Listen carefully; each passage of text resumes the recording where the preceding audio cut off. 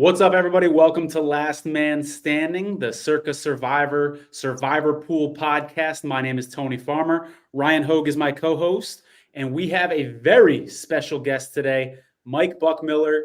Mike, I'm so glad to have you on the show today, man. Not only are you a 2022 Circa Survivor Pool champion, you are the host of the Survivor Sweat podcast, and I just got to give you credit too, man. And I've never said this to you publicly. I'm going to do it now.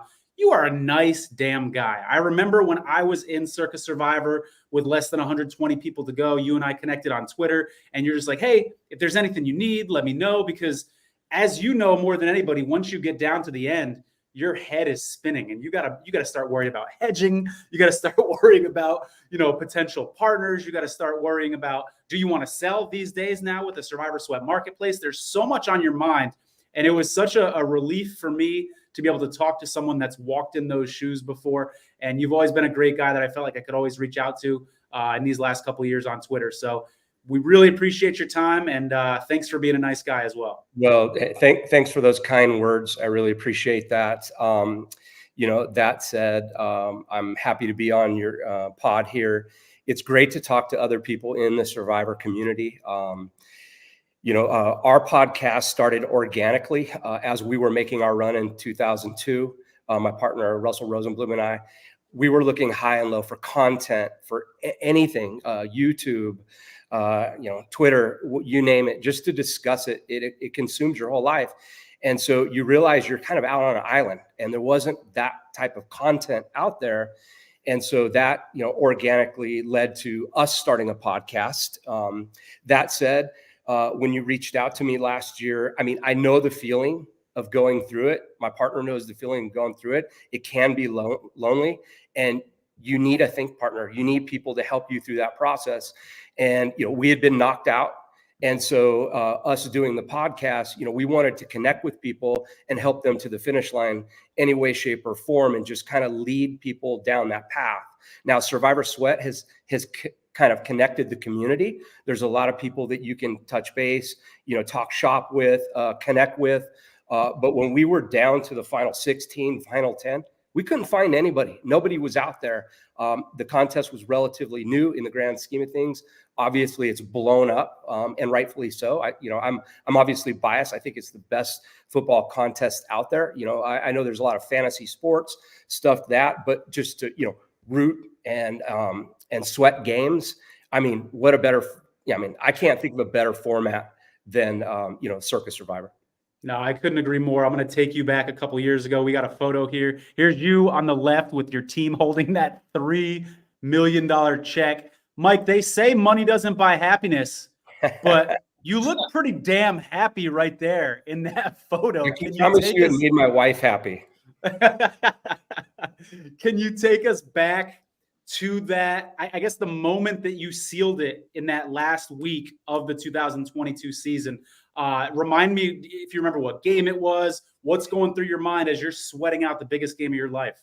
Oh yeah. You don't forget these once in a lifetime opportunities for sure. It actually got real for us after Thanksgiving. In week 13, we had the Ravens versus the Broncos. We held them back, found a good spot to deploy them. Of course, first quarter, Lamar Jackson goes out with a knee. You're like, is this really happening right now? Of course, we're in fantasy too, and we had Lamar Jackson on our fantasy team. So it was kind of one of those double whammies. But, Hundley came in. It was one of those games where they won it in the fourth quarter, 10-9. There was a pick in the end zone, a missed field goal by one of the best field goal kickers in the game from the Ravens. All the things that were leading to, it's just not meant to be. They finally get through. And then we find ourselves there in week 16. We have to take a game on Christmas Eve. We go in with 10 left, and we end up pivoting. We were supposed to take the Lions at Carolina. I broke down the metrics. Everything was pointing to this wasn't a game we were going to take. And it was hard to break it to our team that we could not take the Lions at the Panthers. And they're great. Well, what team can we take? I said, we just can't take the Lions. Let me go to work on a few more games, but I can promise you if we take the Lions, we are not going to be in this contest any longer. Fortunately, I convinced a few people. We pivoted to the Steelers. They won, I think they Pickett to Pickens with 2 minutes and 9 seconds left. Controversial fourth down that they got, and then Carr threw the touchdown, through the interception to end it. We advance. We go into the next day with 4 teams, because that day it went from 10 down to 4 that quick. Did the Lions lose? The Lions got crushed. They were behind 28-7 heading into halftime. Ooh. Just one of those things where it just didn't line up. I mean, from a football X's and O's standpoint, offense, defensive line, Detroit playing outside in not so cozy weather. It was just one of those games, and it just felt that we had to pivot, and we did. And fortunately, it worked out with us. It also took away 4 survivors who were on them, and so that was another reason why we pivoted. That said, we show up the next morning on Christmas Day. We got to turn around and take a game. We were supposed to take the Dolphins. We knew that somebody was going to land on the Dolphins. We didn't want that. We ended up making a play against McSorley. We took Brady against Tampa Bay versus Arizona that night. Dolphins lost. 3 of us advanced. It was crazy. I mean, absolutely crazy. And so you're heading into the last 2 weeks with 3 teams left. And, and that's when you're actually playing poker.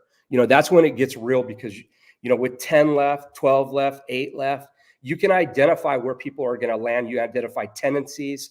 Now in the contest with 191 left, I've mentioned off air, and I've also mentioned on our podcast, both my partner and I, it looks like we're close, because you start out with 14,266. You're down to sub 200. You think you're there. You're not. It does not get real till you're sub 30, sometimes sub 15, and so, it's tough. And then you start looking and seeing where everybody's going to land. Now you're just looking for, tendencies in terms of, equities where people are going to land, 26%, 30%, because you're trying to clip the pool. We're trying to win. This is a winner take all. It doesn't mean you're going to get a deal done at the end. This doesn't pay 10th place. It doesn't pay 8th place, doesn't play 5th place. And by the way, you can make it down there and somebody might not win a deal. This is a winner take all contest. And, here we're sitting, it's going into week 9. Like I said, you just got to stick with the process, learn to adapt, adjust, take games where you find that you want to pivot off the common pick if possible, and you want to be able to make some headway. I constantly see people on Twitter, and they show up with Denver, they show up with the Rams, they show up with these high-owned teams, and they're like bummed, and they're like, man, it's too bad. But the thing is when they win, everybody wins. And so, what path are you going to take? Are you in it to survive? Or are you in it to win? And so sometimes in order to win this thing, you got to be willing to die. And I would rather die week 9 than week 17. Really, really good advice. Sound advice there. Mike, you are still alive in Survivor right now. How are you feeling beyond what you said? Hey, I know I'm not there yet. How are you feeling about the path that you've created so far, the teams that you have left going forward? We've had trades, we've had injuries, guys going down left and right. Chris Godwin's out, Mike Evans is out. We could just go down that line. How are you feeling about where you sit at this moment? Yeah, I mean, the NFL is a week-to-week league. Any quarterback can go out. You can try to design a path, but, we have 3 entries left, and, we're trying to create 3 different paths, if possible, to give us options, multiple options. At the end of the day, we might end up with 1, but, we have to have several options each week that are going to be, opposite of the chalk. Well, not necessarily opposite, but, so the second, third, fourth pick down. And then we're going to try to dig into that game and find a spot where we feel comfortable to make that play. Because, if we're not taking Cincinnati this week, you take Cincinnati this week, a minimum of 27% will be on it, most likely higher. I think it's 88% of the pool can take them. They're going to be top dog Philadelphia. Believe in my Raiders like I do. Let's go Raiders. There you go. I mean, I don't have much faith in the Raiders, but I'll tell you what, they can surprise people at times. Minshew, you never know. They're going to play for their coach. And it just may happen, and Cincinnati is not bulletproof. They've proven to take a lot of people out this year. And so, hey, maybe they can, make some headway for sure, and, you look at the second one, you look at Philadelphia, great spot right there. Only 47% of the pool can take them. So, who knows where we're going to land, but there's a nice slate where we can get comfortable with a couple games and see what we can do. Mike, at what point do you normally make your picks? Do you wait until Saturday morning, or are you guys pretty confident, like coming prior to, like, at what point do you guys or does it change week to week? Yeah, so we when we record our pod on Wednesday, we have no idea who we're going to take. We're looking at some of the the percentages. We're looking at some of the teams, and we talk it out. And that's why the pod actually started. I'm like, I can't do a pod. I mean, it's not my background. It's not what I do. And when we were approached, they're like, listen, we hear you guys talk. This is how you talk. So we sit around, we have these conversations, and we just now do it on a pod. And so we are vetting this. I mean, there's so many unforeseen things that happen Wednesday through Friday through practice reports. Injuries play a part. A lot of different things take shape. After the pod, we start looking at a few spots, maybe 5, 6 spots, 4 spots, 3 spots, whatever it may be. And then we start to sharpen. The data gets sharper as the year goes on. And then I would say Friday afternoon, we have a pretty serious conversation. And we start discussing some real possibilities. And it's going through your mind. This contest will consume you. And so it's always on the back of your mind. And we get pretty locked in come Friday afternoon, early evening, and then we sleep on it.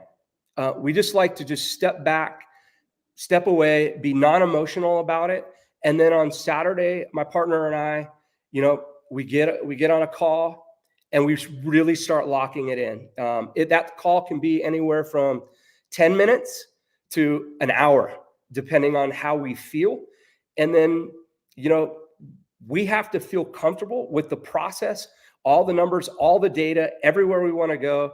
And at the end of the day, you push that button and you live with the process. It's out of our hands, and it's the NFL. It's just going to play out. It doesn't mean we're right. That's the way we go. And we make sure when we push that button, that's the team we want to go with, and the reasoning by it. We both vet a lot, and we both hold each other accountable for our thoughts and process. Mike, can you talk about sort of that process with the team? You're referencing Russ, your partner. It sounds like you have some other members of the team that have a say. And if this is too personal in your process, feel free to say, Tony, I can't answer that. But I'm curious, is it like you guys have final say and everybody else has input? Is it a vote system? Like, how do you come to that decision? And what happens when it's down to you and Russ and you guys are just not agreeing? Because I know that must have happened a time or two over the last few years. So give us some insight into what happens and how you guys work through that. So, so Russ and I do all the work and the final decisions, to be quite frank. We have a third person that chimes in, super sharp intellect guy. And he adds his 2 cents. At the end of the day, it all comes down to Russ and I. We think a lot alike, but just different enough to push one another. And so far we've been doing this for quite some time. So far, we've always landed in the same ballpark. Now, if it was down to one, I believe Russ is going to push that button, because I'm a data guy. I'm looking at the numbers. He understands how to play the contest. I do as well. But at the end of the day, he's got the gavel. And so I allow him to do that because I don't want to be emotional about it. I want to be very data driven in what I do. And that allows him to be very firm on his pick and selection. And it's just a really good team. And it's really fun to bounce ideas off one another and see, different perspectives. It's been a great partnership. We do this in fantasy. We do this in other pools. Truth be told, we won the DK NCAA college basketball pool this past year. And, Nice. it's just a game theory that strategy that we focus on. And we just try not to get too emotional regarding the pick. Mike, I tried to match up with Tony on this, but he just never listens. So he's impossible to work with. So we could never be partners.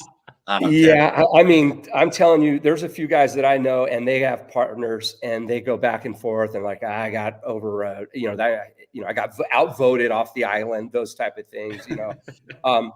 It's fun to be in this, but it's also fun to, hey, go with your gut and what you think. Yeah. And so, I mean, I get that. I truly get that. Once you guys press the button, Mike, there's nothing that you can do to change it? Or have there been instances, maybe a quarterback got, tweaked his hamstring in a Friday or Saturday morning practice or whatever, where you last second went in? Or is it once it's picked, you guys just live with the result? So we live in Las Vegas, and one of us is always here, has always been here, and we are our own proxy. We do not have a proxy. So on the Circa app, when you put the pick in, it's done. You can't change it. If you have a proxy, you can send in your pick. You can still change that. And we've discussed getting a proxy in town, even though, but we put our pick in usually between 2 and 2:30 on Saturday. And when the button goes, it's a huge relief because it's just done. Yeah. There's nothing we can do. We can't go backwards, and it is in. There's no going back. Yeah, I know that relief feeling well when you're late in it for sure. We got a comment here from the OG Fat Panda, who, by the way, is still alive in Circa Survivor. He says 75% of the pool ends up on Cincy or the Saints. That seems heavy to me. I think it's going to be a little more spread out. Do you have any thoughts on that, Mike? Yeah, I mean, hey, you take the Saints this week, you take the Titans this week, you're in it to win it. I would not be surprised if, 10, 12, 13% land on the Saints. I don't know. I mean, it's easy to talk about at the beginning of the week. It's hard to push that button. It's going to depend on whether or not we get reports that Derek Carr's in, what their line is looking like. Are they going back to Dalton? Are they sticking with the, with Bryce Young? Yeah. And so those things are yet to be determined. And I think at the end of the day, it's easy to think about the Saints early in the week. It's hard to push that button on Saturday for sure. Yeah, certainly. I'm going to go ahead and pull up. This is a projection from our friends over at Survivor Atlas. We love them. This is just their opinion on where teams will land, based partially probably on the availability in Circa as well. And we've got Bengals 28.5%, Ravens 16.5%, Saints 14.5%. Mike, I'm just curious, if I can ask you to find something on here that maybe you don't agree with, this team looks a little high, this team looks a little low. Is there anything you can kind of critique here? Yeah, it feels like he flip-flopped Philadelphia and Baltimore. If you flip those, I think that's more in line in my thought process. Doesn't mean it's right. Right. I think there's going to be a little less on Kansas City. I think you're going to take about 4% off KC. And you might add that to Cincinnati. You might get comfortable with Minnesota. I think New Orleans, that is probably the ceiling. I think it's more 10%. But I think the glaring one there for me is Philadelphia and Baltimore. I think if you flip-flop those, I think you have a pretty good start to the week. But, hey, this has been a very interesting poll to figure out for the last 3-4 weeks. I think it's a very sharp poll. I think the players that are left, the participants that are left are sharp. This poll has gotten sharper each and every year. And the fact that these gentlemen or ladies, whoever might be still in there, there's some sharp guys in here. It's very difficult to find out. And those leveling wars where people are going to land. You know, they know, we know, they know. They're listening to you guys. They're listening to us. There's more of a survivor community out there. There's more data. There's several different sites, and I think people are getting sharper. Yeah, that was apparent to me. Was it 2 weeks ago when was it the Rams that were the #1 team and everybody was thinking they'd be the number 3 or 4 selected team? That's when I was like, oh yeah, this not a bunch of squares left in this pool for sure. Absolutely. We actually landed. We had an entry that landed on the Rams, and again, I don't know if you've listened to the pod, but yeah, I do. We are not result oriented. Like when those come out Saturday night, 6:30 or 6:15 when Derek makes those announcements, and we see it.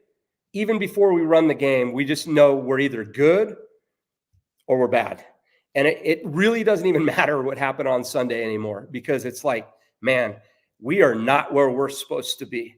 And so, whether or not we survive and advance, yeah, I definitely want to survive and reset.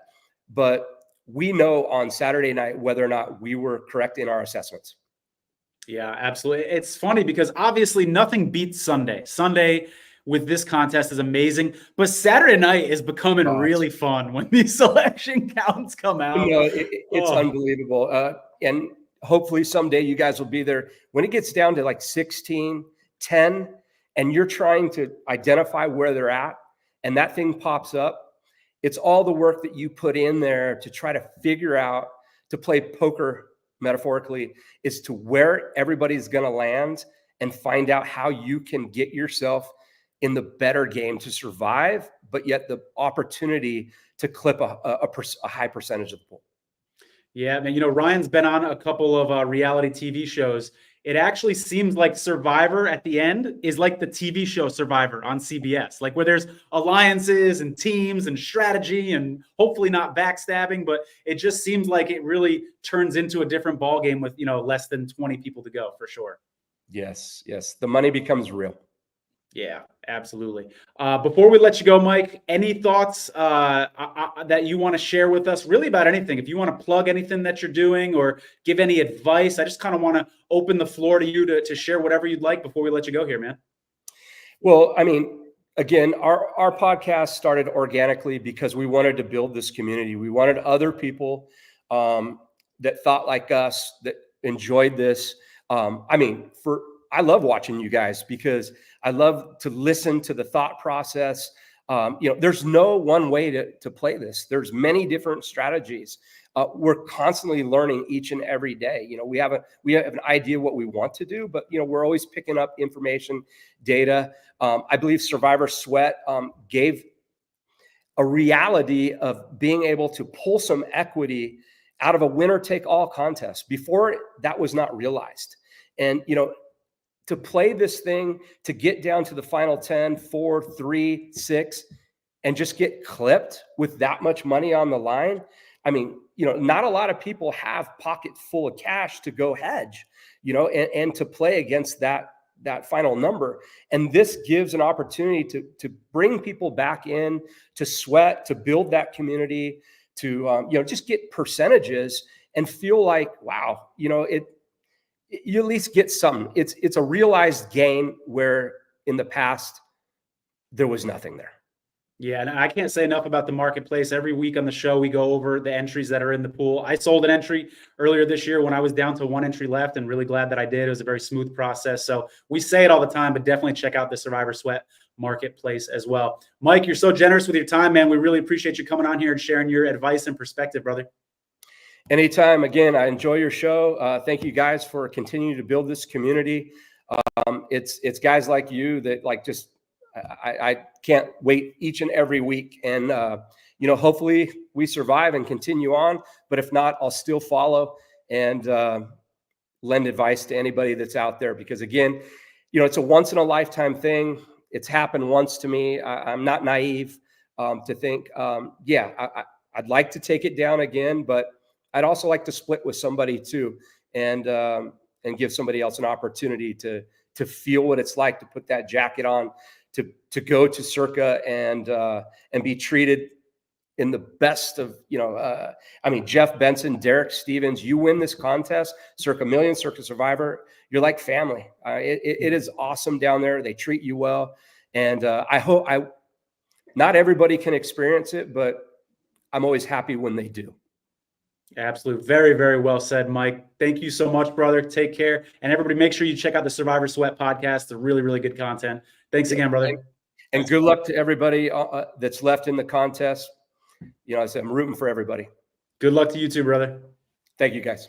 Thank you. Thanks, Mike. Good stuff there. Ryan, awesome stuff there from Mike. Still good to talk to somebody who's been through it before, who's full of so much wisdom. Love their podcast, by the way. I meant that when I said that. What did you take from that last few minutes there, Ryan? Well, he listens to his partner, unlike you. So, you're not my partner. You're my friend. You're not my partner. Hey, if you would have listened to me last year, you would have a couple $100,000 in your pocket. You'd be able to buy that place in Vegas. You'd be good. But it's all good. You don't need to listen to me. It's all good. No. Yeah. First of all, what a nice guy. You mentioned that, and I ran into him actually the day my Survivor. It was at the Raiders game, Raiders Carolina, and I had my entry on San Francisco against the Rams, and they pissed it away late. But he and I were watching that game in the fourth quarter because the Raiders game was already decided.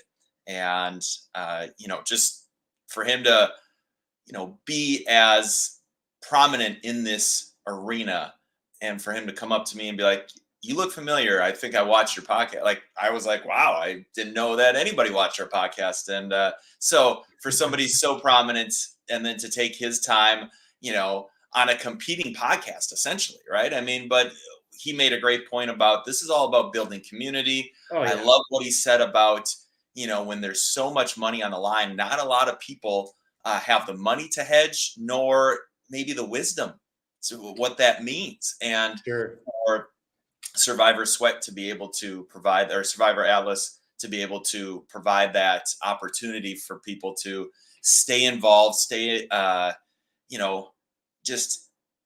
love that. I love everything that they're doing. And I feel like this is only going to continue to grow and grow and grow. And so invest now. Yeah. And like he said, it really is a once in a lifetime opportunity once you start getting down below 200, below 100, et cetera. And not many people have felt this before, and I don't want to compare the death of a Survivor entry to the death of a family member, because that sounds really crude and insensitive, et cetera. But let me just say this. When a family member dies, people have experienced that. And you can lean on people to say, oh, you know what? I had a loved one pass away too. Not a lot of people have experienced what it's like to lose a Survivor entry when you're in the final 100. Not many people know what that's like in that grieving process, or when you've got a week to make a life-changing decision. That's a lot of pressure that not a lot of people have felt. So it's always good to talk to other people who have felt that. But we're going to go ahead and jump into the week 9 slate here. A lot of games to talk about, Ryan. Really, really fascinating week. I'm going to go ahead and pull up before I do, Ryan, I had to show you this because I know that you're not a big Thursday night guy. You like to avoid the Thursday night games for good reason. But this was a tweet that I saw from the Survivor Atlas intern. He pointed out this one entry who used almost strictly Thursday night entries, and it was working for a while until Minnesota took him out week 8. And I just thought that was funny. Kind of live by the sword, die by the sword. You're taking a big risk by taking the entries on Thursday. And he got pretty far with that, but ultimately was done in by the Vikings. Brando clearly did not watch our podcast. For sure. All right, jumping into the week 8 slate. Let's go ahead and start with this Thursday nighter. Texans at Jets, Ryan. Gosh, I feel like we could take a whole show just talking about the Jets and the weirdness of their season. This is apparently 2 pretty evenly matched teams here. The Jets, this is an absolute must-win game. We said the same thing about them last week. The weird thing about the AFC, Ryan, is that even though they have 2 wins, they're not completely out of the playoff race because the door is wide open at this point, and they do have a soft schedule going forward. So when someone in that locker room says, hey, guys, we're still alive, we're still in the playoff hunt, you actually believe them. What do you think on taking either the Jets or Texans here? I'm staying away from this game because I do, similar to the win probability, I think it's a coin flip game. To your point, it is a soft bubble this year, man. I mean, the fact that the Raiders still somehow could squeak into the playoffs with a couple wins and be right back in the picture. I mean, I think the Chargers right now are the 7 seed, if I'm not mistaken. I mean, you look at the 2 seed right now, I think it's Buffalo. Is that right? Or Baltimore? Whatever the case. It's not Baltimore because they're the wild card right now. Steelers are leading that division. Okay, so whatever the case, like, do either of those teams really, any of those 3 teams really, like, scare you? Like, the Chiefs, obviously, you want to stay away from. But if I'm the Jets, and I recognize, like, even if I sneak in as a 7 seed, I might be playing Buffalo or the Steelers or Baltimore. Like, all those teams have big-time flaws that I could see the Jets absolutely winning. To your point, it is a must-win for Jets. I thought, and you and I both were wrong last week, I would have lost my 401k on the Jets. I thought they were absolutely going to win that game, and I was wrong. But they do have an easy schedule moving forward. And I think the Texans are now trying to figure out what they are. They lost their top 2 receivers. You know, they're going to put a lot on Tank Dell. And then, you know, John Michie's of the world. They're going to have to become more of a run first, play action pass type of team, I think, if they don't make a move at the deadline, which I don't think they will. So I wouldn't be shocked if the Jets win this. And I also wouldn't be shocked if the Jets season ended Thursday. Well said. All right, moving on here. One of the more intriguing games of the week, Ryan. Saints, Panthers. You and I were in Vegas watching the week 1 games together. And I feel like between the two of us, as we're looking over at the sports book and watching this game and the score just keep going up. Oh, Saints get another touchdown. Saints get another touchdown. We must have said no less than 10 times, the Panthers are so bad. Like, that was the big takeaway from that game. Because remember, we went into it, a lot of people out there were saying, hey, if Bryce Young is good, the Panthers could be good. And it was like, no. That day, I mean, there were special teams plays. It was an all-around beatdown from the Saints against the Panthers. And let me remind people, the Panthers had Derek Brown that day. They had Adam Thielen that day. And they're not going to have those guys. And Deontay Johnson, who just got traded. They're not going to have him either. So I think the Saints are an interesting spot this week because they beat the shit out of the Panthers earlier this season. But do you feel good trusting your survivor entry on a team that's lost 6 games in a row? Your thoughts on this game? Yeah, I mean, the 2 worst teams as far as losing streaks are the Jets 5 games in a row, Raiders 4 games in a row, and now, yeah, this game with 6 in a row. I think Thielen might actually play this game, so that's something to keep an eye on. He's coming off of IR, and but yeah, when I looked at that first game, what you saw was explosive plays, right? Shaheed over the top. Olave didn't actually have a big game, but Shaheed over the top. They got their tight ends involved, running backs involved, and they scored basically every way you can. That's not going to happen again because not only are the Saints, their defense is a little decimated, but obviously they lost a lot of their playmakers. I think it's going to be closer than people anticipate, but it's one of those things where when I'm kind of wondering what to do, I look at the starting quarterback of the team that's not favored, and that's Bryce Young. And Bryce Young continues to show us why everybody's saying he's the second coming of Jamarcus Russell, essentially. And so I'm betting the Saints here. And I think going back to what Mike was saying, like, and you've said it countless times, zig when people zag, like, I don't know if this would be an example. It would take some stones a little bit to bet the Saints just because they have lost 6 in a row, but I'm betting the Saints on this one. Yeah, it's going to be a fascinating game for sure. Like I said, just hitting that button and taking a team that's lost 6 games in a row is not an easy thing to do, but there are a lot of good reasons to do it. Another good reason that we didn't even mention so far is when you look at the Saints' future schedule, there's not a lot of opportunities to use them. Maybe against the Raiders, second to last game of the season, a bit of a revenge game there for Derek Carr and Dennis Allen. I know you always smirk when I talk about revenge games, but that's probably the last opportunity that you're going to feel good about using the Saints. And I feel a lot better about them here versus the Panthers than versus the Raiders later in the season. Would you agree with that? If your choice is Saints versus Panthers or Saints versus Raiders, which of those matchups do you feel better about? Yeah, I don't see the Raiders ever quitting. They just the makeup of their team, the makeup of their coach, those guys are going to be playing hard through week 18, even if they're 3-14 at that point or 3-13 at that point. I feel like that's the kind of makeup they have. So you're going to get a good game from them. So I would feel better about this game. Yes. Gotcha. All right, moving on. Commanders Giants. This is a rematch from a game earlier this year when the Commanders kicked 7 field goals and scored 21 points. They won 21-18. The takeaway that I had from this game was the Giants should have won. This was before the Jaden Daniels hype train really caught on, and I felt like the Giants played a better game. The Giants lost their field goal kicker in this game, so they had to go for it in situations where they ordinarily wouldn't have. I think the Giants were the better team, but the Giants also had Andrew Thomas in that game.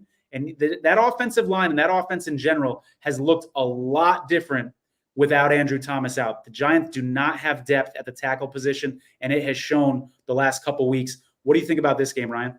Yeah, it just pays to show like how important that left tackle position is. You look at the Giants last year, I think they gave up 20 more sacks than the second closest team. And they thought they had kind of figured things out, but they had on a Band-Aid level with their top 5. But as we know, survival of attrition when it comes to NFL and injuries. And once you miss your best offensive lineman, like you're going to struggle. Minnesota, you looked at them when they lost Darisaw last Thursday night. Like they looked like a different team. That's why they made the trade for Robinson from the Jaguars. But I think this is the potential of a classic letdown game for Washington. I think that anytime you went on a Hail Mary in a really closely, hotly contested game against a team that is playoff potentially bound in the Bears, you're all indicators for me kind of point to, okay, they're going to have a letdown. You look at the Giants, you nailed it. They probably should have won that game. They would have won that game with a field goal kicker last week 2, I believe it was, or right around week 2 or week 3. Yep. And I will say this though, Washington, the first time they played, they didn't punt the ball once. They went down the field every single time. And, Giants did a nice job, bend but don't break. The difference between week 2 and week 9, I think Washington's figured out their defense. I don't know how. Dan Quinn's a mastermind because they got a bunch of no-name guys just flying to the ball, playing out of their mind right now. They're really buying into the system. You see Dallas and how bad they look this year defensively with Mike Zimmer versus Quinn. And I don't know. I just feel like Washington is firing at all cylinders when it comes to defense, but it's a division game. It was a closely contested game. I think Washington's coming off a high, so I'm staying away from this game, but it will be a really fun game to watch. Yeah, absolutely. I'm going to go ahead and pull up here all the games that we're going to be going over. Oh, let me get rid of that banner. This is from our friends over at Survivor Atlas. By the way, you got to check out survivoratlas.com. Follow them on Twitter as well. This is the win probabilities that are calculated from the money line, calculated over into a percentage. And these are all the games that we're going to be covering today. Once again, make sure you check out survivoratlas.com. They've also got a really good Discord community of people who just love talking about Survivor. So you can check that out as well. They've got a Thursday night tailgate where it's a live Twitter X Spaces, people talking about the week ahead strategy, etc. All right, moving on here. We've got Bills, Dolphins, divisional matchup. I got to tell you, Ryan, maybe they shouldn't, but the Dolphins just scare me. That offense did look a lot better last week, even though they lost.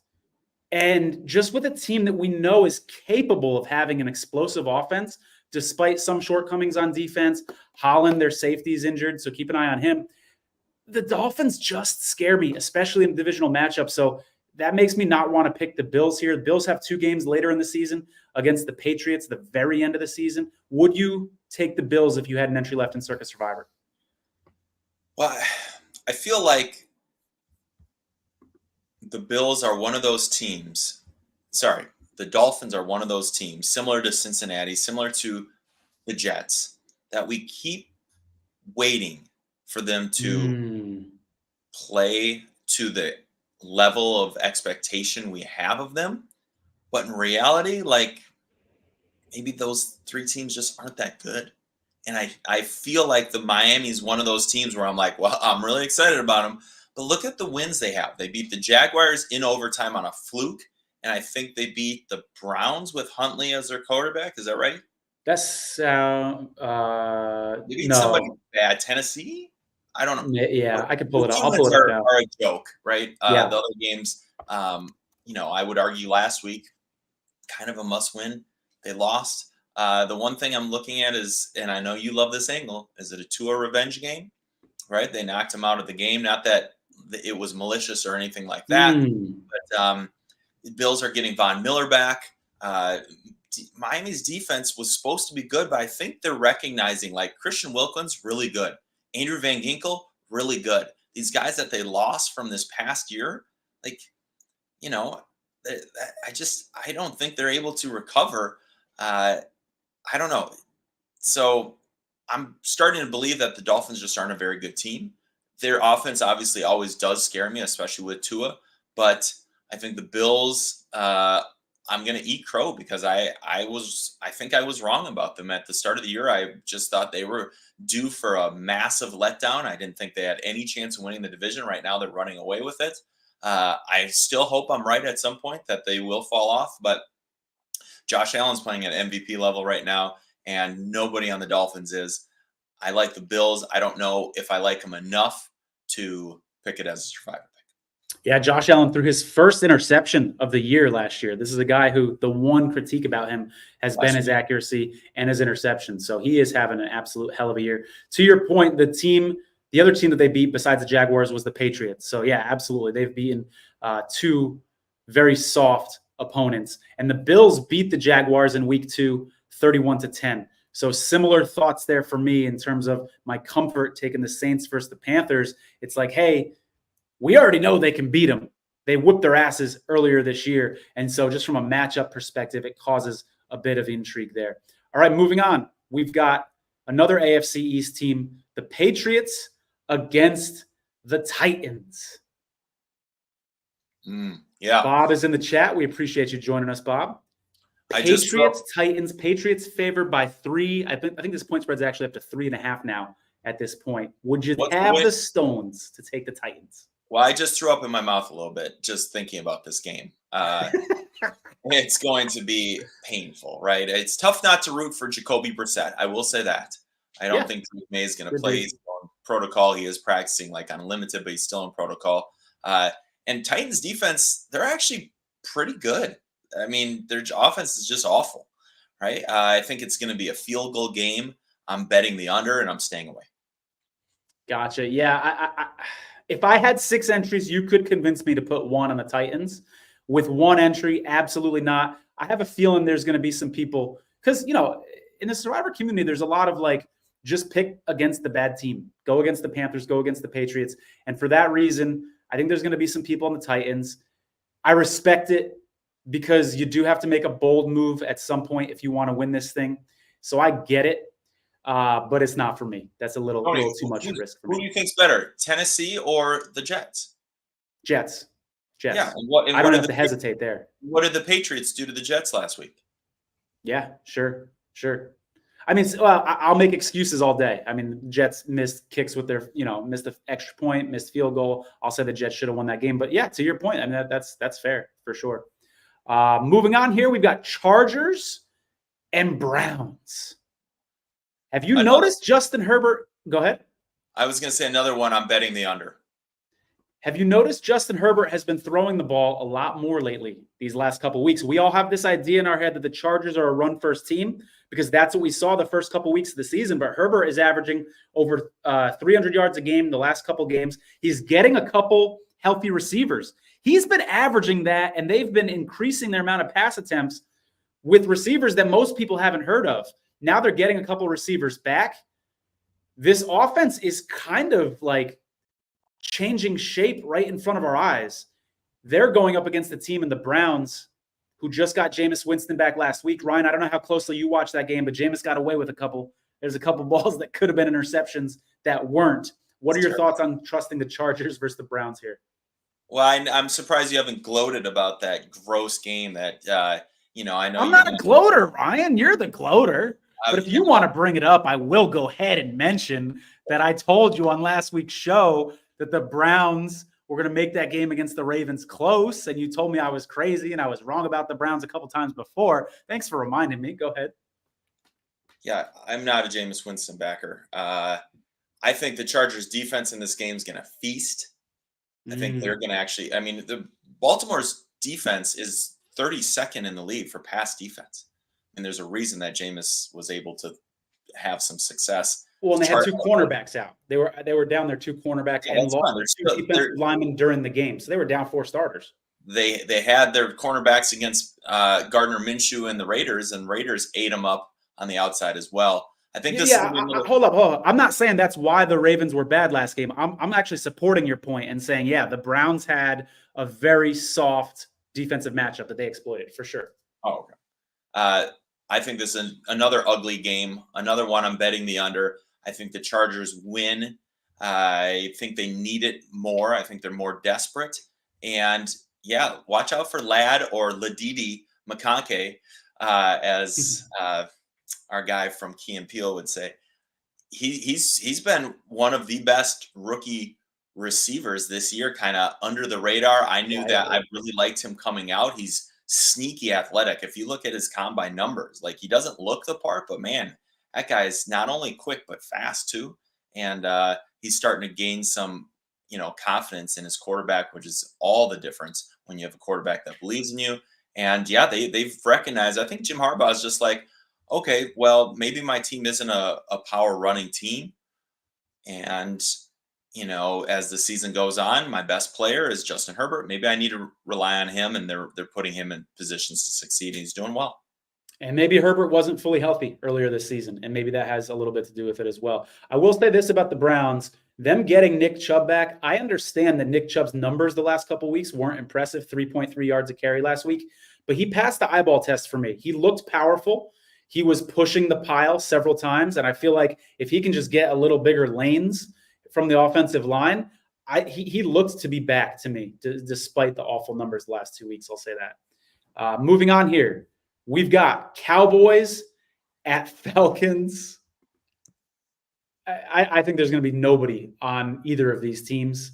Do you disagree with me there, Ryan? I think it's going to be a fascinating game. I'm betting the over in this. I think it's going to be really high scoring. Cowboys, similar to the Jets and other teams we've talked about, they're one of those teams that people are waiting for them to show out. I just don't think they're that good. I will say that they play better on the road, and the Falcons don't play as great at home.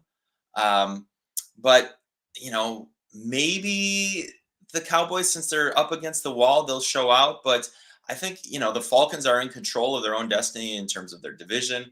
The Buccaneers obviously are fading, and the Saints and Carolina have faded, into the distance. So this is the Falcons' division to win. And I don't know. I mean, it's a playoff type game for the Cowboys, as they only, they're 3-4 already, 3-5 in that division. They're going to be in last place real quick. But I don't know. I like the Falcons. I think it'll be a good high scoring game, entertaining, but not survivor worthy. Yeah, I'm with you on that. But while we're on the subject of the Cowboys, they play on Thanksgiving against the Giants.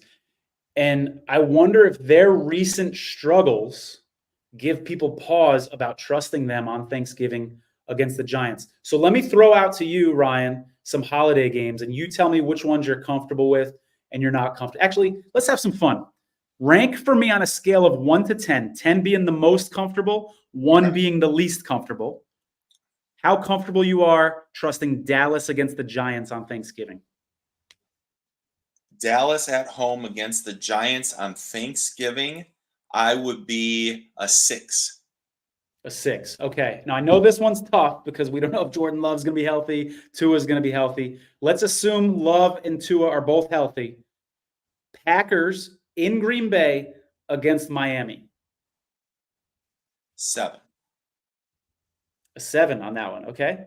And we've got the Lions at home against the Bears. 6.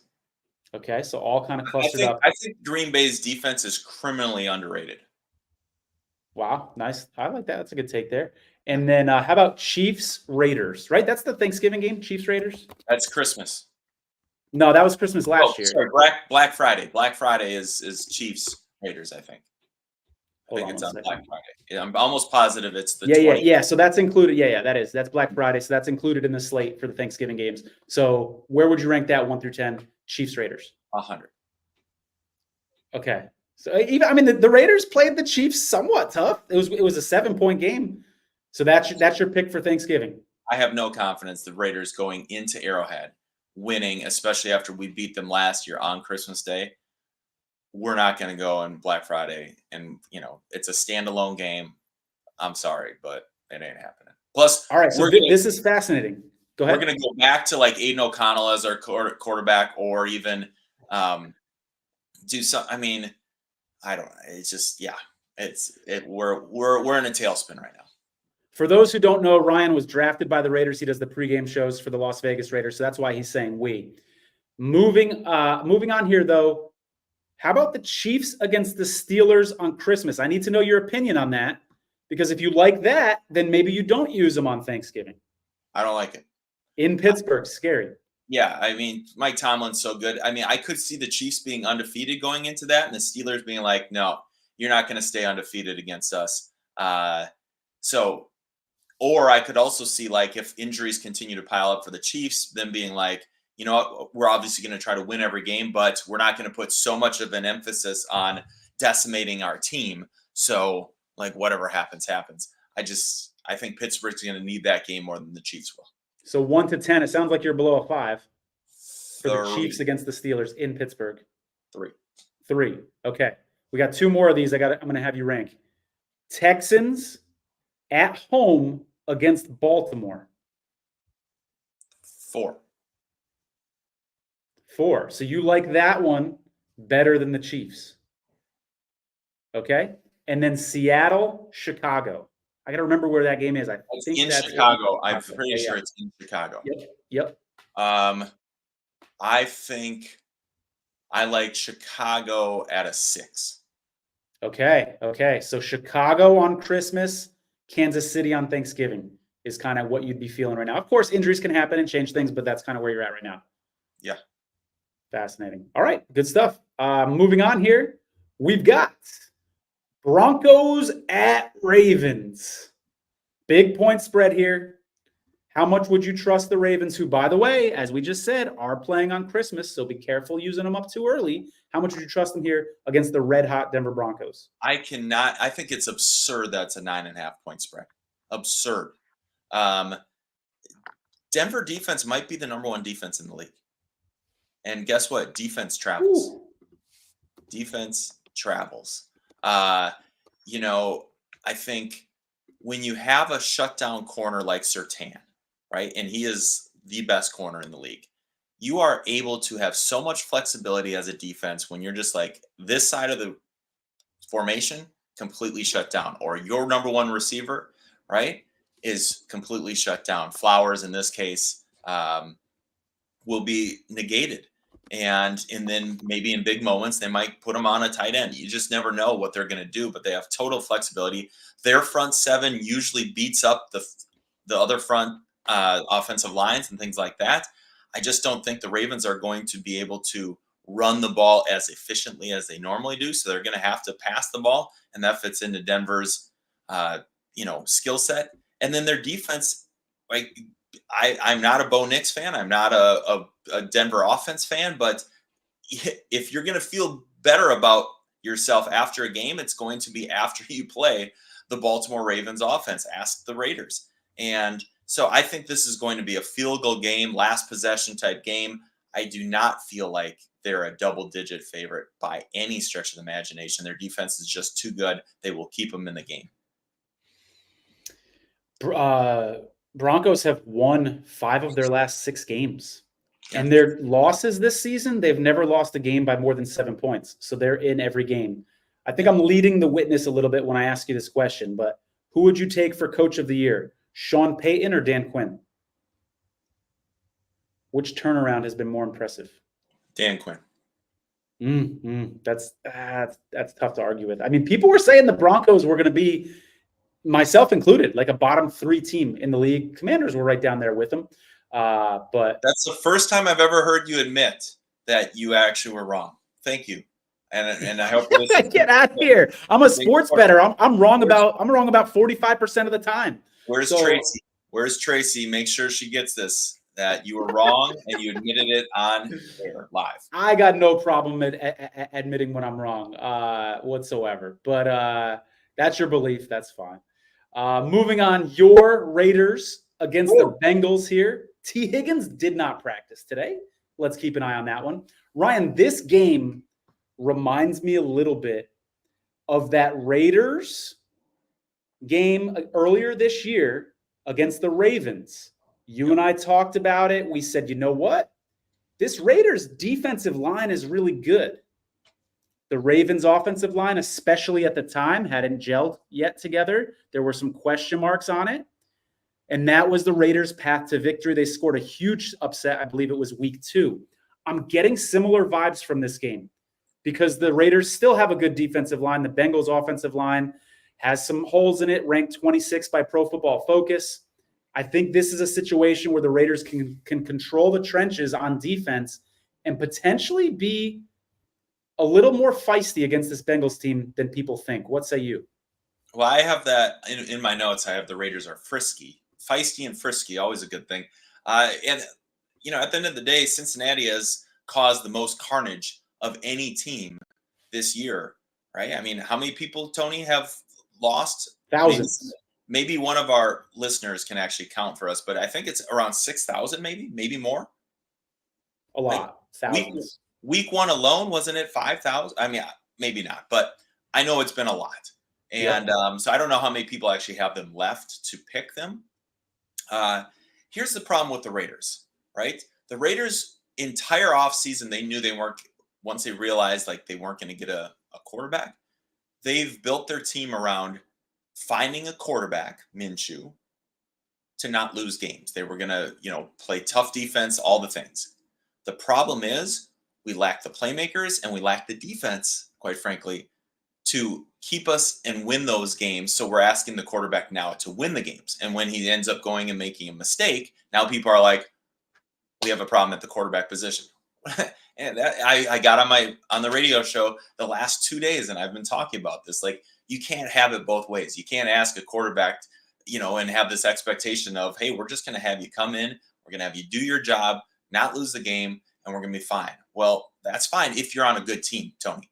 If you have good supporting cast. When you're lacking that, and right, we're decimated by injuries, I get it.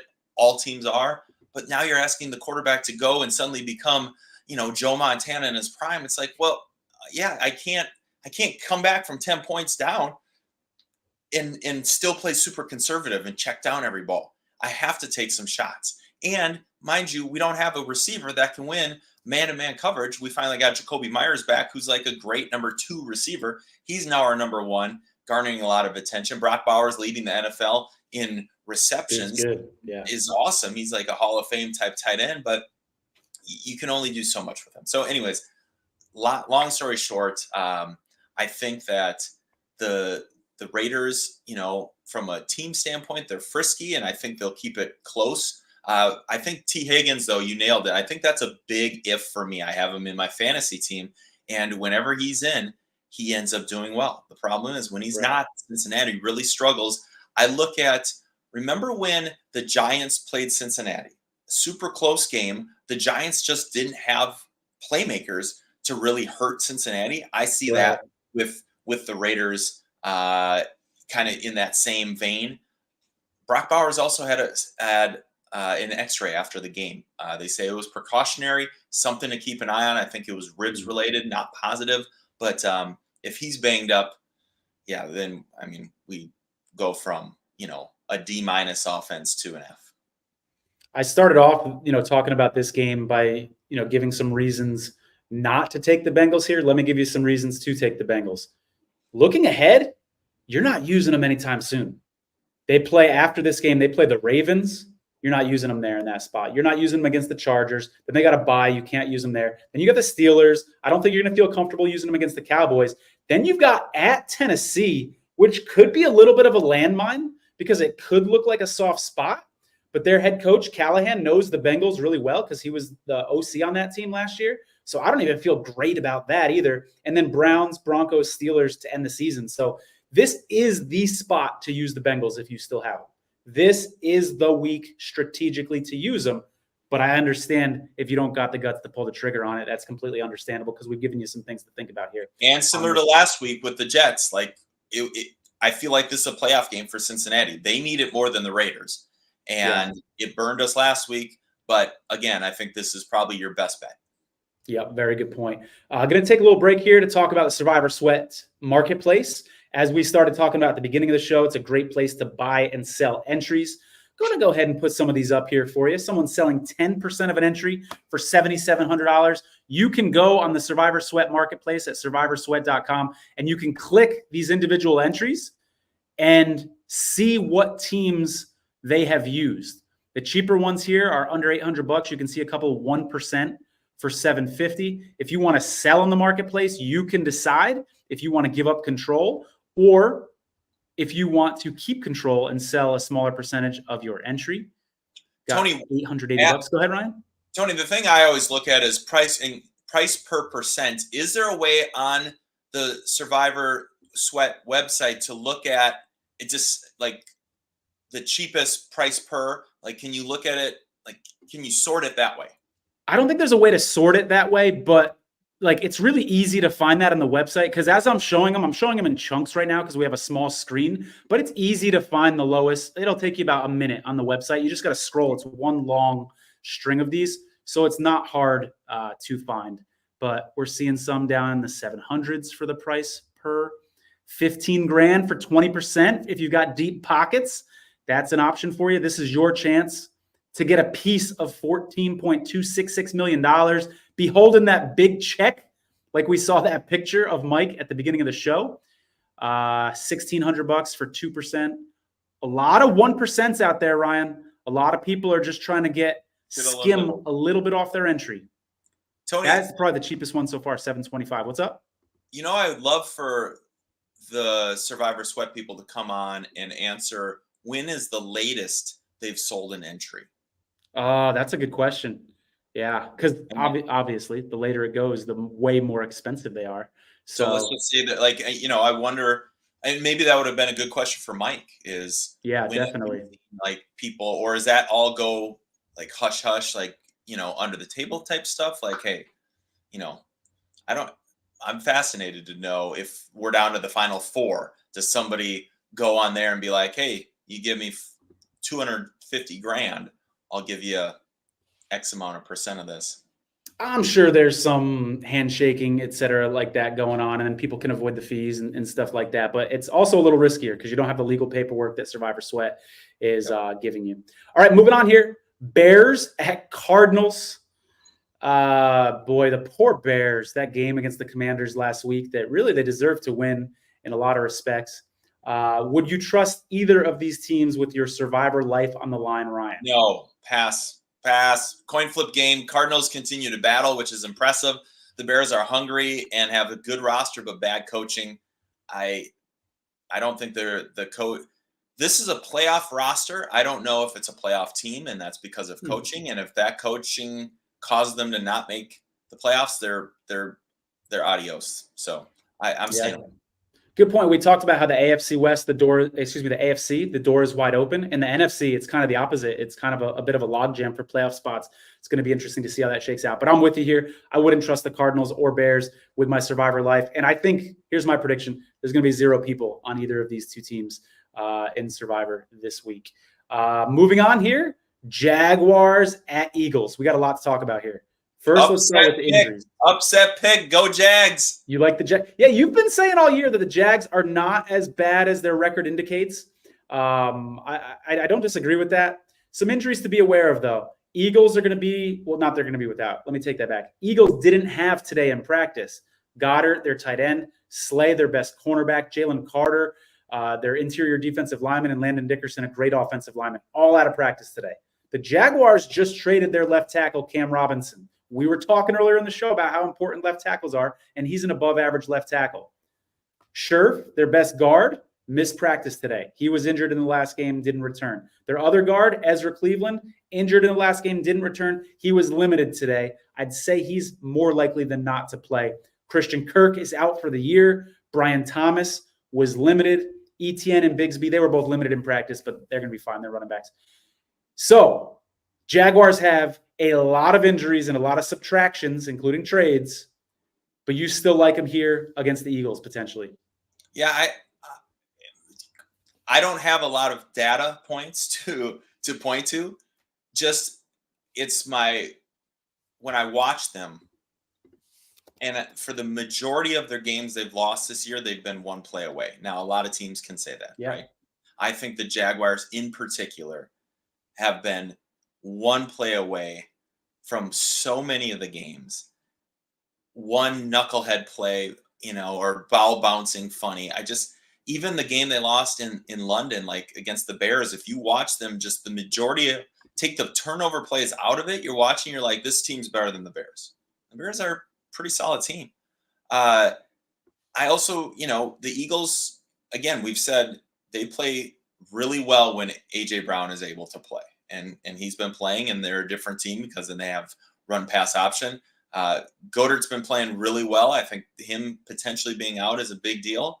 But I think the way you beat the Eagles, you have to score on them. And I think the Jaguars, assuming Brian Thomas plays, because I think he's a stud. And if you remember on OddsShark, before the season started, I watched one preseason game. And do you remember what I said about Brian Thomas? I remember you liked him a lot. I love that guy. He is. And I didn't know anything about him coming out of LSU. I was just like, what? I thought he was a product of a system, Jane Daniels, or the fact that he was next to Malik Neighbors. Man, he's been playing better than Malik Neighbors.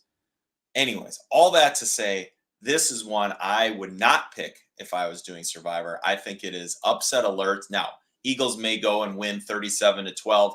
I don't know. But for whatever reason, my gut tells me Jaguars, my last team I played in the NFL, sneaky pick here for an upset.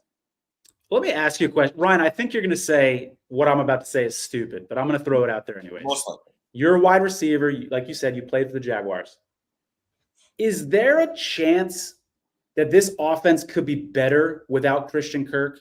Like, if Brian Thomas is that good and he wasn't like the featured guy because he's a rookie, we don't know if he's ready yet, et cetera, and now you take Kirk out and you say everything's going through Brian Thomas. He's our number one read on the majority of plays now. Is it possible that this guy gets featured more than he has in the past and it actually has a beneficial effect on this offense with Kirk being out? I know that, he could get double teamed more, and I know what I'm saying can backfire, but is there a path that they could look better without Kirk?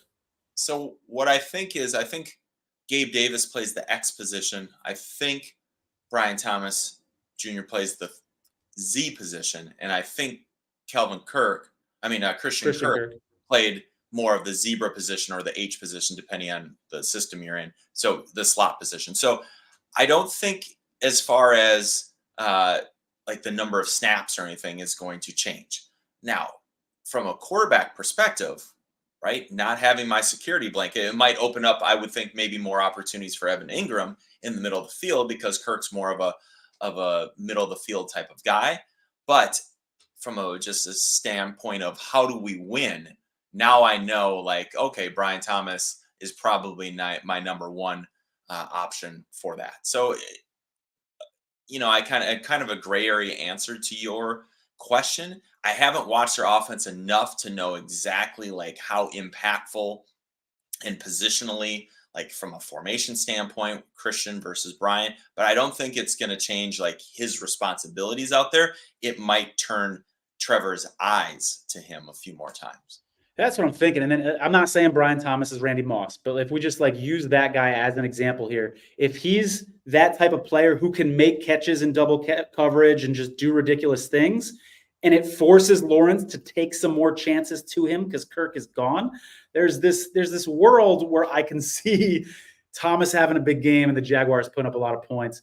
I could also see him getting shut down because they have less threats on the field. Good point about Ingram. That dude is so underrated for a tight end, by the way. To your point about the Jaguars being one play away, 4 games this year, they've lost by 5 points or less. This team could easily have a winning record. And I think that people are sleeping on them a little bit. So be careful about taking the Eagles against the Jaguars this week. We both warned you on that one. Lions at Packers. We got an outdoor game. We have a chance of rain. Jared Goff has small hands. And there are lots of examples of Jared Goff losing. What size mitts are those there, Ryan? Double X, baby. I do have gigantic hands, so I'm sure that helped you at the combine for sure. But in all seriousness, Goff, this isn't a theory about Goff struggling outdoors in conditions, whether it's rain or snow. There's a lot of data to back this up. I don't have any in front of me right now, but trust me, Jared Goff does a lot worse when there's precipitation on the field, and that may be a factor here with the Packers. I don't know if Jordan Love's going to play. It's a groin injury for a quarterback that likes to move a lot. Their head coach LaFleur is really cagey when it comes to injuries and things like that. You're not going to get a whole lot out of him during the week. So I don't know if Love is going to play or not. Let's start with if Love is out. If you have the opportunity to know for a fact that Love is out, if he's ruled out before you can put your Circa pick in on Saturday, would you take the Lions over the Packers with Love out? Yeah, first of all, I think this is going to be a really fun game. High scoring. Let's assume it's dry. Sure. High scoring, I'm betting the over. If there is rain, I think that absolutely impacts the Packers' decision to play a 50-50 Love, because the way you re-pull groins, right? Overstriding or a slippage where it just tweaks, it comes like on a wet field, you do not want to play with a pulled groin. That is the worst thing that could possibly happen.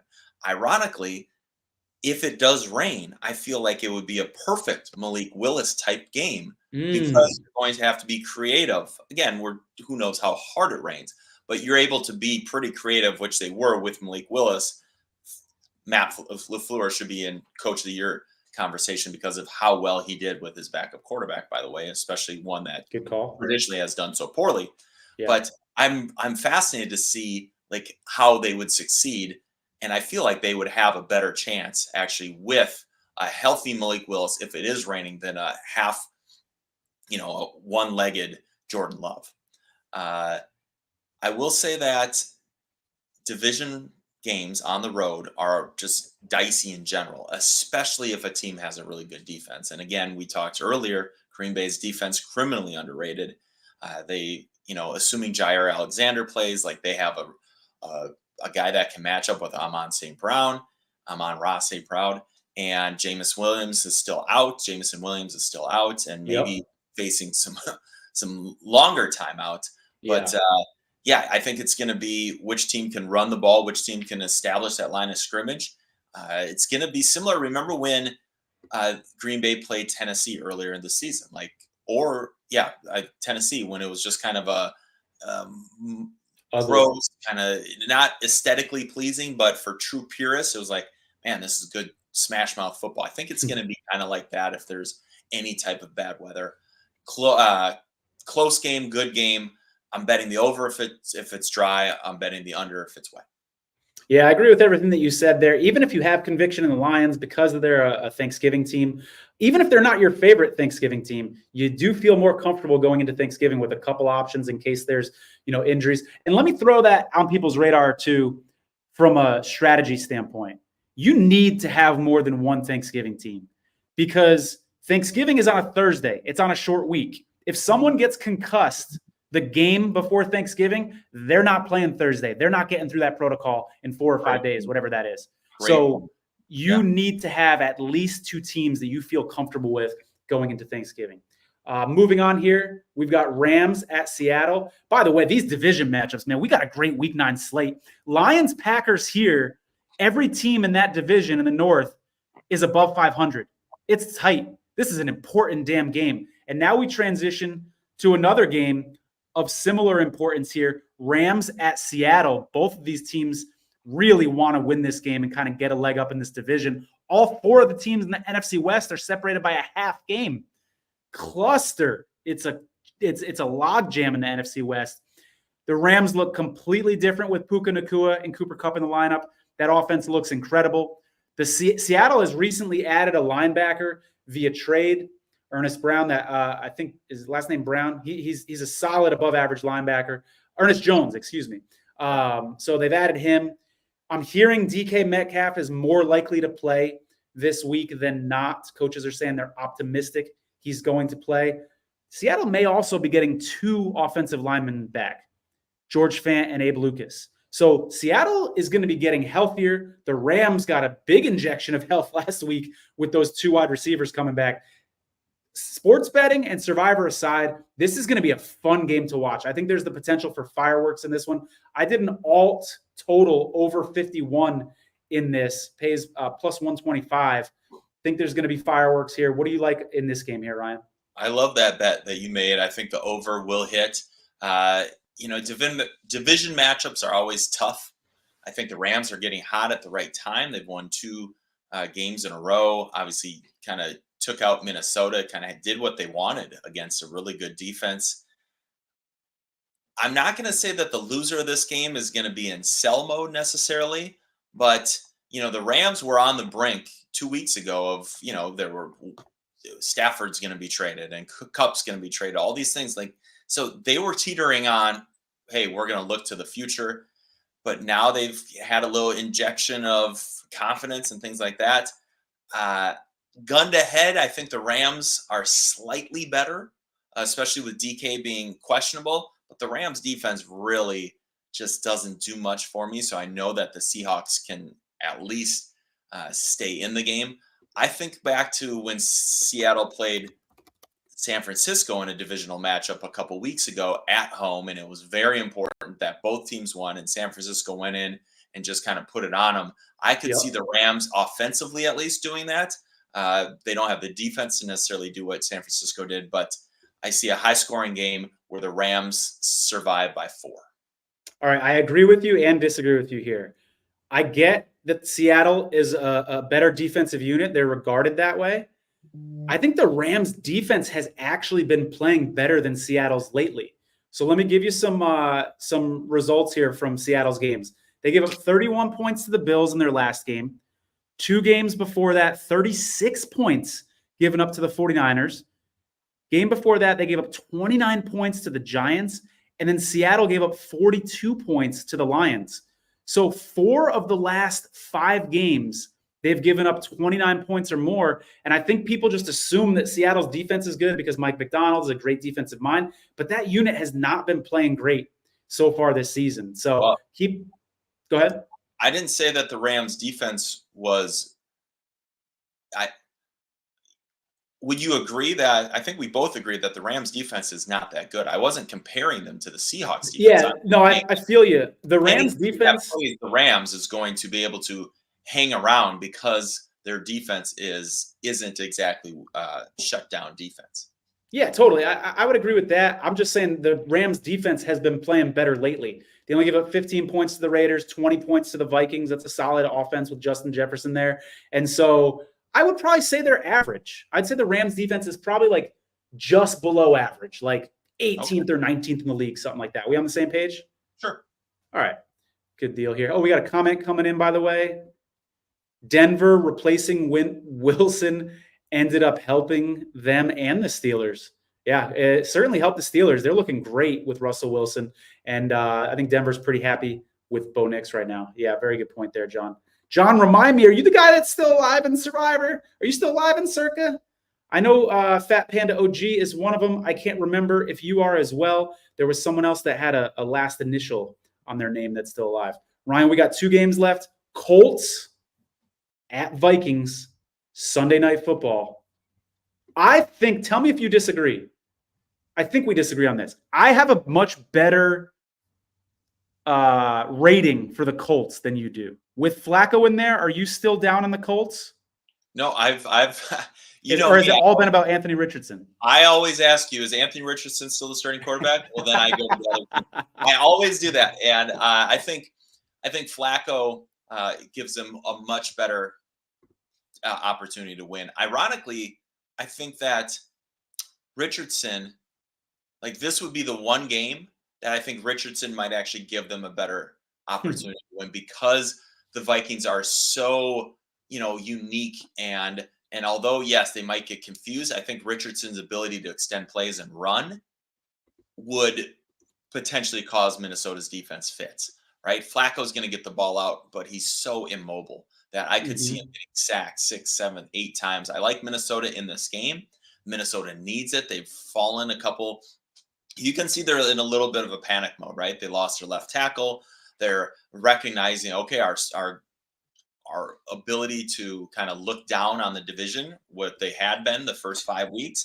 Now they've lost 2 in a row. Now they're, Detroit's ahead of them, and Packers are right there. Bears are right there. I think they recognize, like, we got to make a move and we have to do it now. Plus we need to win. So they're desperate. The Colts obviously are desperate, 4-4. I believe they're 4-4. Is that right, Tony? Yep, they are. And they're trying to salvage their season by saying, okay, well, we gotta switch quarterbacks and stick with the guy that won us the games. But a good Sunday night football game. I'm excited. How about a Stephon Gilmore revenge game, Tony?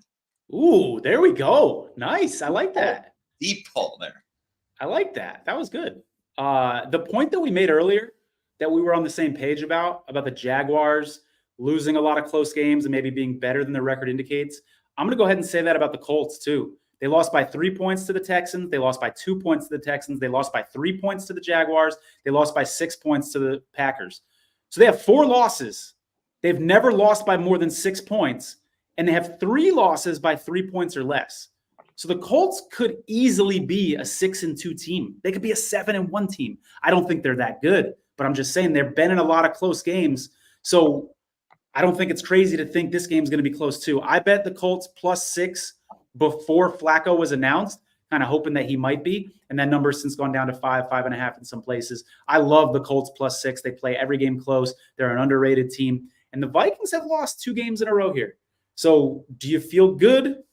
And games that they looked okay in against good opponents, but there still is a little hesitancy to hit that button with $14 million on the line and trust a team that's lost 2 games in a row. A little bit of doubt is going to creep in your mind in that situation.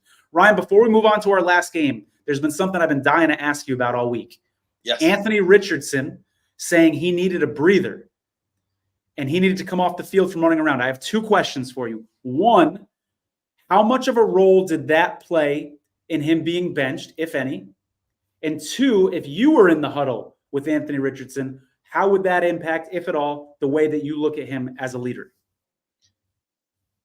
So the first question is, I think it probably was the final straw, but if anybody's watched the Colts as much as you and I have, they've recognized, like, this team looks different when they have a competent passing quarterback. Yep. So yeah, maybe that was the final straw, but I think they were at some point going to move back, especially with, the veterans in the locker room being like, hey man, like we need a quarterback that's not going to lose us the game. And he was essentially doing that. Secondly, if I'm in the huddle,